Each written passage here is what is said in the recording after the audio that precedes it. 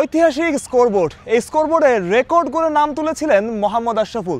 তবে আজকের আলোচনা স্কোরবোর্ড নিয়ে না, বরং গ্যালারির মধ্যে একটা উইকেট নিয়ে, অর্থাৎ ক্রিকেট পিচ।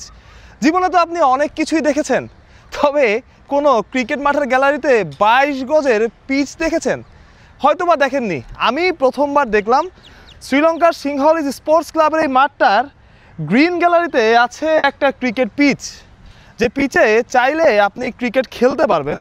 তবে এটা আসলে ক্রিকেট পিচ হিসেবে ব্যবহার হয় না, বরং যখন ম্যাচ হয় তখন দর্শকদের বসার জন্যই এই জায়গাটা সাধারণত ব্যবহার করা হয়। তবে দেখতে একদম ক্রিকেট পিচের মতো এবং একদম 22 গজের মতো, তবে 22 গজের থেকে এটা একটু লম্বা। তবে যেটা হয় টেস্ট ক্রিকেটে, এই মাঠে আসলে টেস্ট ক্রিকেট ছাড়া ওয়ানডে ক্রিকেট হয় না বা টি-20 ক্রিকেট হয় না। তার একটা বড় কারণ, এই মাঠে আসলে কোনো রকম ফ্লাড লাইট নাই। আমি যদি একটু এদিকটায় দেখাই, পুরো মাঠ একদম ছবির মতো সুন্দর। এবং অনেক সময় আমরা দেখেছি যখন ইউরোপে খেলা হয় বা ওয়েস্ট ইন্ডিজে খেলা হয়, তখন দর্শকরা মাঠের মধ্যে ক্রিকেট খেলে।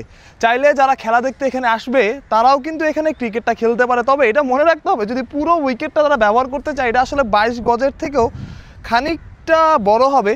তাই একটু দূর থেকেই, মানে একটু সামনে থেকেই আসলে ব্যাটিংটা করতে হবে।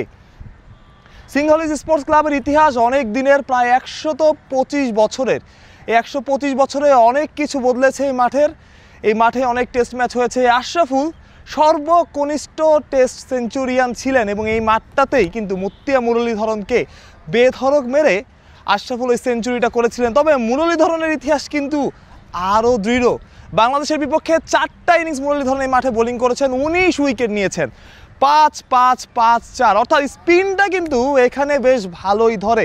তবে সবচাইতে বড় ব্যাপার, উইকেটটা হতে যাচ্ছে ব্যাটিং ফ্রেন্ডলি এবং মুখে সেটা বলেছেন শ্রীলঙ্কান অধিনায়ক ধনঞ্জয় ডি সিলভা। তবে চতুর্থ এবং পঞ্চম দিনে এই মাঠে কিন্তু স্পিনটা একটু হলেও ভালো ধরে, তাই স্পিনে তারা অনুশীলন করেছেন, এই কথা ধনঞ্জয় ডি সিলভা বলেছেন। এবং বাংলাদেশের কোচ ফিল সিমন্স বলেছেন তারা সব কিছুর জন্যই প্রস্তুত আছেন এবং তাদের প্রস্তুতিটা চলছে ম্যাচ জেতার জন্য, অর্থাৎ দ্বিতীয় টেস্ট বাংলাদেশ জয়ের জন্যই খেলবে। মেহেদী হাসান মিরাজ ফিরছেন। শ্রীলঙ্কান ক্যাপ্টেনকে প্রশ্ন করা হয়েছিল তারা মিরাজকে নিয়ে চিন্তিত কিনা। তবে শ্রীলঙ্কান ক্যাপ্টেন খুব স্মার্ট উত্তর দিয়েছেন, কারণ বলেছেন মিরাজ তাদের সাথে আগেও খেলেছে, তবে মিরাজ ভালো বোলার, তবে তাদের জন্য থ্রেট হবে না। ম্যাচের আগেই একটা মাইন্ড গেম চলছে।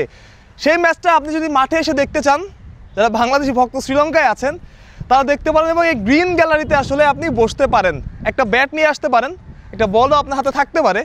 3-4 জন আসলেন, ক্রিকেট খেললেন আর তার সাথে ক্রিকেটটা দেখলেন, খুব একটা মন্দ হবে না বোধ হয়। কলম্বো থেকে মাহরুষ প্রত্যয়, বিডি ক্রিক টাইম।